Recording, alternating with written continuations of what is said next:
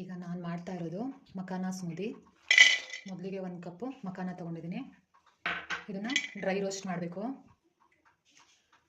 ಈ makhana ಸ್ಮೂದಿನ weight loss ಮಾಡೋದಕ್ಕೆ ತುಂಬ ಹೆಲ್ಪ್ ಮಾಡುತ್ತೆ. ಬೆಳಗ್ಗೆ ಹೊತ್ತು ಬ್ರೇಕ್ಫಾಸ್ಟ್ನ ಸ್ಕಿಪ್ ಮಾಡಿ ಈ ಸ್ಮೂದಿನ ತೊಗೋಬೋದು.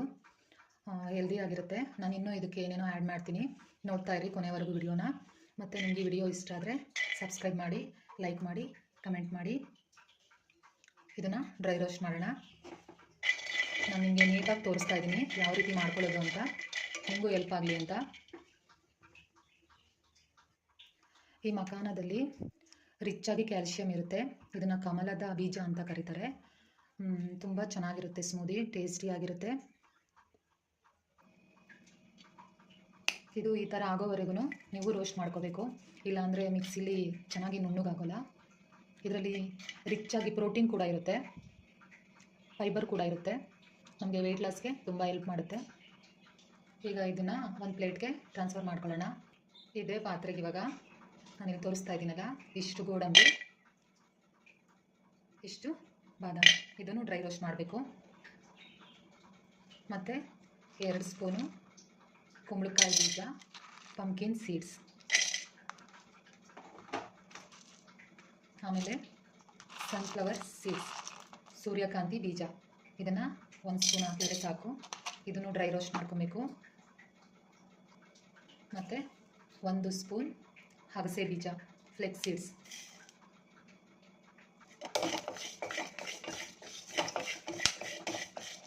ನೀಟಾಗಿ ರೋಸ್ಟ್ ಮಾಡ್ಕೊಳ್ಳೋಣ.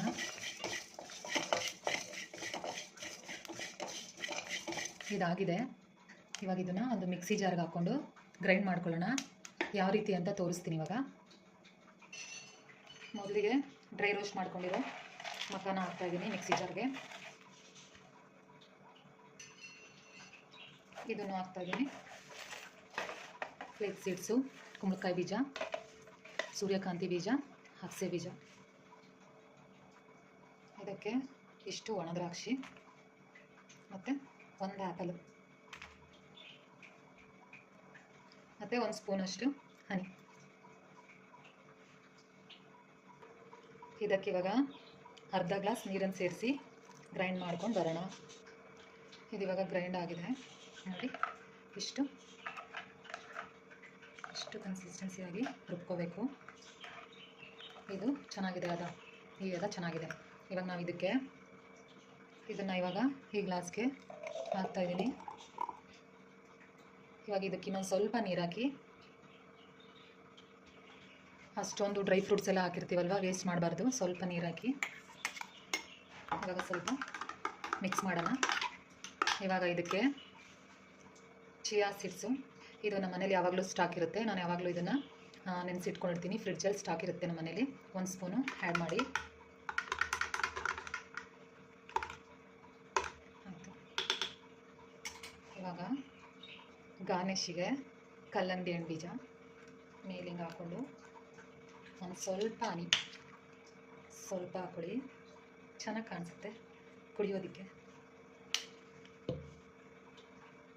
ನೋಡಿ ಎಷ್ಟು ರಿಚ್ ಪ್ರೋಟೀನ್ ಇರೋ ಮಖಾನ ಸ್ಮೂದಿ ನೀವು ಮಾಡಿಕೊಂಡು ಕುಡೀರಿ.